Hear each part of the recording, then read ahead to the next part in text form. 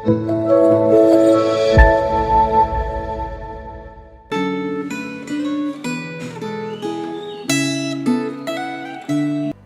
saudara-saudara yang terkasih di dalam Tuhan. Kita bersyukur hari ini Tuhan kembali memberikan kita kesempatan untuk kita boleh kembali membaca firman Tuhan, bahkan merenungkannya di dalam kehidupan setiap kita. Mari sebelum kita akan membaca dan merenungkan firman Tuhan, kita masuk di dalam doa. Tuhan, kami sungguh mengucap syukur kalau hari ini kembali Tuhan boleh mengizinkan kami untuk kami boleh kembali membaca dan merenungkan kebenaran firman Tuhan. Kami rindu Tuhan, biarlah hari ini sebelum kami akan memulai hari kami rindu Tuhan boleh membaca, merenungkan, bahkan kami rindu Tuhan untuk boleh melakukannya di dalam kehidupan kami. Terima kasih ya Tuhan, siapkan hati kami untuk kami boleh mendapatkan kebenaran firman Tuhan pada hari ini. Dalam nama Tuhan Yesus kami telah berdoa. Amin. Hari ini kita akan melanjutkan pembacaan firman Tuhan dari Kejadian 21. Kita akan baca beberapa ayat, namun sebelumnya saudara-saudara boleh membaca bagian ini secara keseluruhan. Ayatnya yang pertama berbunyi demikian. Tuhan memperhatikan Sarah seperti yang difirmankannya, dan Tuhan melakukan kepada Sarah seperti yang dijanjikannya. Maka mengandunglah Sarah, lalu ia melahirkan seorang anak laki-laki bagi Abraham dalam masa tuanya, pada waktu yang telah ditetapkan sesuai dengan firman Allah kepadanya. Abraham menamai anaknya yang baru lahir itu Ishak, yang dilahirkan Sarah baginya.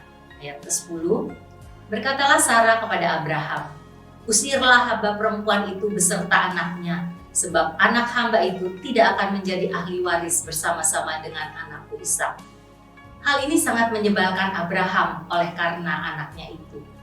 Tetapi Allah berfirman kepada Abraham, janganlah sebal hatimu karena hal anak dan budakmu itu. Dalam segala yang dikatakan Sarah kepadamu, haruslah engkau mendengarkannya, sebab yang akan disebut keturunanmu ialah yang berasal dari Ishak. Saudara-saudara, tema kita hari ini adalah konsekuensi keputusan yang salah. Setiap keputusan yang kita buat pasti memiliki konsekuensi atau akibatnya. Apalagi jika keputusan yang kita buat itu salah. Salah satu konsekuensi yang bisa kita alami adalah kita mengalami konflik dengan sesama. Setiap kita tentunya tidak suka jika terjadi konflik. Begitu pula dengan Abraham. Ia adalah orang yang selalu berusaha untuk menghindari konflik. Akan tetapi dalam sebuah keluarga, konflik itu tidak selalu bisa terhindar. Saudara-saudara, dalam pasal 13, saat terjadi konflik antara para hamba Abraham dengan para hamba Lot, Abraham berusaha menghindari konflik dengan cara berpisah tempat tinggal dengan Lot. Akan tetapi saat menghadapi konflik dengan Sarah istrinya sendiri, dia tidak bisa menghindar dengan cara berpisah. Bila terjadi perbedaan pendapat yang tidak bisa diatasi dengan cara kompromi di antara suami istri, salah satu di antara mereka harus mengalah. Saudara, Sarah tidak merasa nyaman dengan keberadaan Hagar madunya, serta keberadaan Ismail anak tirinya. Oleh karena itu, Sarah menuntut Abraham agar mengusir Hagar dan Ismail. Tuntutan Sarah itu terasa sangat menyebalkan bagi Abraham.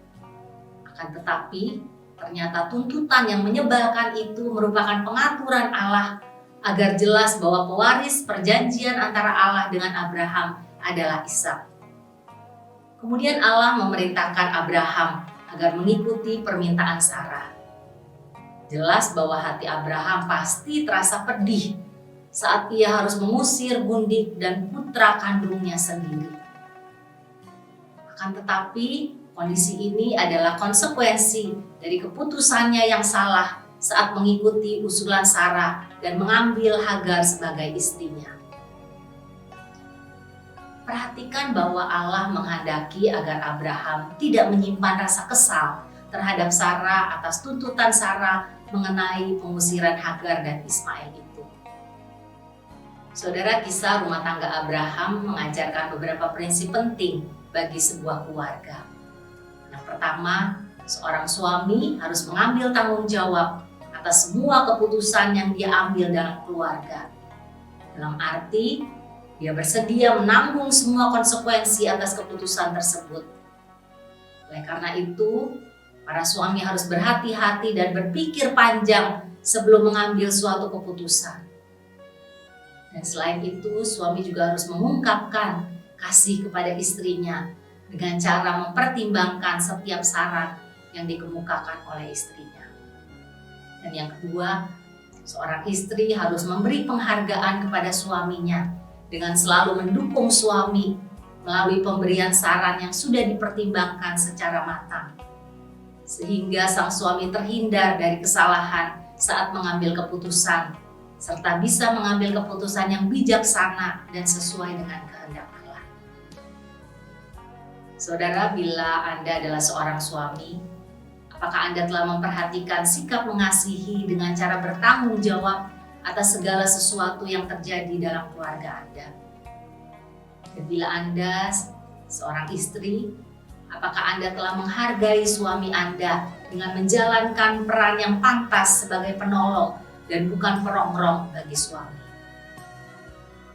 Dan jika saat ini Anda belum berkeluarga, Anda pun pernah atau bahkan sering diperhadapkan dengan sebuah pilihan dan kita harus memutuskannya.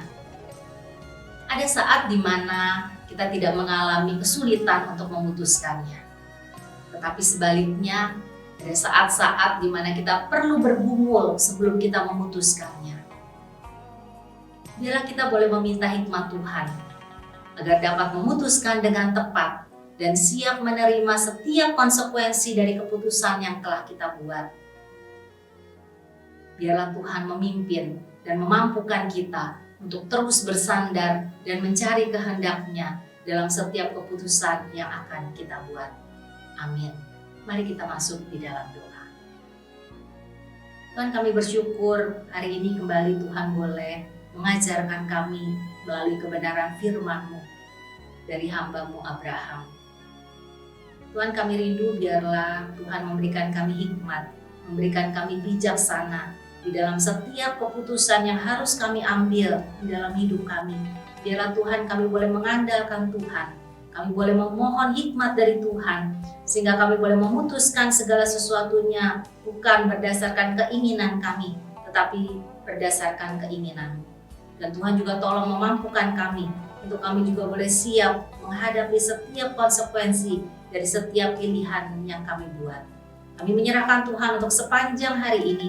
Biarlah Tuhan kami boleh memohon hikmat Tuhan, sehingga kami boleh berjalan sesuai dengan kehendak Tuhan. Hanya di dalam nama Tuhan Yesus kami telah berdoa. Amin. Tuhan Yesus memberkati.